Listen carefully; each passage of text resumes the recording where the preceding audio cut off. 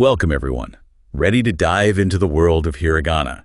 We're going to way beyond just the basics today. Absolutely. We're talking origins, evolution, those little quirks that make hiragana so fascinating. I've always been kind of blown away by the whole hiragana came from Chinese characters thing. It's quite a journey. Imagine taking a kanji like, say, map. That's pronounced ant, right? Yeah. Now, instead of using it for the meaning, you use it just for the sound.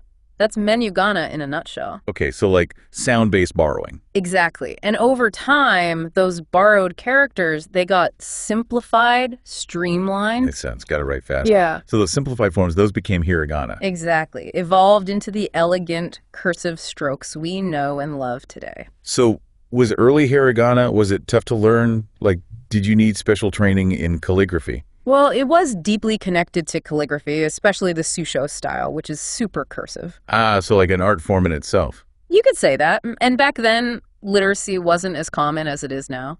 So who are the main folks using hiragana in those early days? This is where it gets interesting. Hiragana actually became known as ononade, literally, women's writing. Wait, women's writing? Hold on, I need some context here. Why was that? Well, you see, the more formal script, what we often connect with kanji, that was otokode, men's writing.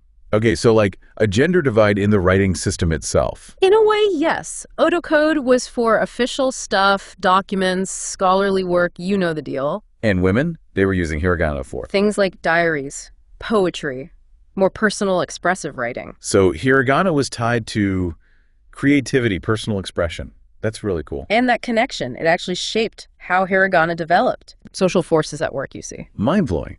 Okay, but how did we go from individual characters to that whole organized hiragana chart? Ah, the Gojyun, the 50 sounds chart. Think of it like this. 5 vowels, 10 base consonants. Like the building blocks of sound. Precisely. Combine those in a grid, and boom, you've got a system to represent most Japanese sounds. Makes sense, but doesn't that mean there should be 50 hiragana characters? There should be, but, well, language is full of surprises. Not all those sound combinations stuck around. Sounds that vanished. Now that's a story for another time, right? Oh, absolutely. Each hiragana character has a tale to tell about how Japanese pronunciation has evolved. I'm ready to hear them all. It's like these hiragana characters, they've seen it all, heard it all, right? But before we get too lost in history, I got to ask about those little marks on some of them, like the tiny apostrophes and circles. What's the deal with those? Oh, you mean the dakuten and handakuten? They might be small, but they're like little sound shifters, changing how the base character is pronounced. So it's not just about the character itself, it's about what the accessories it wears. Exactly. Think of them like special instructions for your mouth.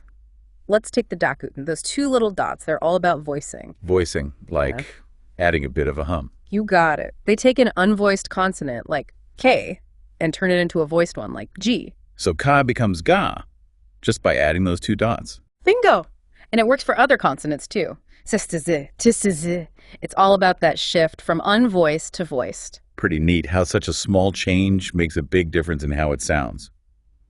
What about the handakuten, though? The little circle one. It seems way more picky about where it shows up. Good observation. The handakuten, it's mostly a buddy to the H consonant. H-id. Okay, so what happens then? That little circle swoops in, and H transforms into P. So ha becomes pa. So dakuten for voicing, handakuten for H to P. Is there like a deeper reason for that, or is it just got to memorize it? There are linguistic reasons, of course, but for now, think of it as a handy rule of thumb. Love those. Makes things so much easier. Okay, one more hiragana mystery for me. What about those tiny ya-yo characters? The ones that sometimes like attach themselves to other hiragana. They're adorable, but I'm kind of confused about them. Oh, you're talking about yushin. Those little guys add a sort of glide to the vowel sound. They're tiny, but they pack a punch. Okay, I'm picturing tiny but mighty. But how does it work? Give me an example. Okay, let's take ki, right? Yeah. Now we want to add that ya sound, but instead of writing the whole character, we shrink it down, attach it to ki, and we get ki. It's like whispering the Y instead of shouting it. So always ya, or ya, shrunk down, attached. What about yai? Does that have a mini-me version? Ya's special. It doesn't get its own mini version, actually. It's usually just represented by the I vowel sound on its own. Hiragana likes to keep us guessing, huh? But we've talked about modifying sounds, adding sounds. What about doubling them up? Can you, like, make a super long consonant sound in hiragana? You absolutely can. That's where the sukun comes in, written as N. Okay, the sokun. What's so special about it? Think of it like the Chu character, but it's been working out, gotten super strong. It doubles the consonant that comes after it. Consonant cloner. Okay, I gotta hear this in action. Imagine the word Saka, meaning hill. Now add a sokun, and you get Saka author. Same characters, except for that tiny one, but totally different sounds. Wow, that's wild. It's like holding a note in music, but for consonants. Does it work for any consonant, though? What about yen? Can you have a super long N sound? N likes to do its own thing. Instead of using the sokun, you just write another N before the syllable you want to change. Okay, so N is like the rebel of hiragana, marching to its own beat. It makes you wonder, though, are there other hiraganas out there with, like, their own special rules? There are. Remember those hiragana we talked about? The ones that are like linguistic fossils? Well, some hiragana that we still use today, they actually have two different pronunciations, and each one has its own rules. Two pronunciations, two sets of rules. Yeah. It's like hiragana has a secret life. Tell me more about these undercover characters. Let's start with ha. Okay, ha, like the sound you make when you're surprised. Exactly. Now, when ha acts as a particle, you know those little grammatical connector? Right, they hold the sentence together. Exactly. So when ha is a particle, it often sounds like hua instead. So it's like changing its pronunciation depending on its job in the sentence. You got it. But when ha is part of a word, it goes back to its regular ha sound. Sneaky. Any other hiragana pulling off this kind of double agent act? He does the same thing. As a particle, it turns into e, but in a word, it stays he. Hiragana, you sly dog. Okay, but we've talked about hiragana with multiple pronunciations. Yeah. What about hiragana for sounds that, like, don't even exist anymore? Those linguistic fossils you mentioned. Yes. It's a reminder that language is always changing, and sometimes the writing system keeps those changes alive. So they're enjoying their hiragana retirement. But are there others? Other characters on their way out?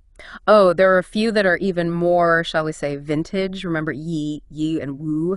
Those unused syllables? Yeah, the ones that didn't quite make it. Well, believe it or not, they did have hiragana at one point. Wait, seriously? There are hiragana out there for sounds that, like, vanished from Japanese. It just goes to show you, writing and pronunciation, they're deeply connected. Even when a sound disappears, its written form can stick around. Okay, my mind is officially blown. So tell me about yi. What's its story?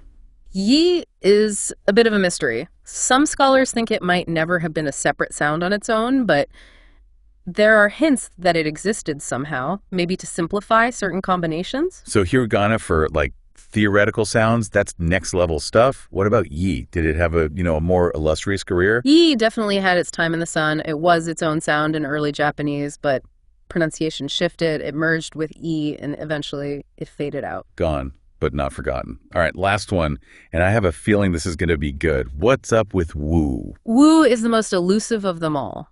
There's really no solid proof it was ever a distinct Japanese sound, but it's still got itself a hiragana somehow. That's amazing. It's like hiragana is a time capsule, Yeah. preserving pieces of the language that have long since disappeared. It is, and that's what makes hiragana so fascinating. It's not just about reading and writing. It's a reflection of how language changes, how a culture shapes sound, and how even something as seemingly fixed as an alphabet can evolve over time.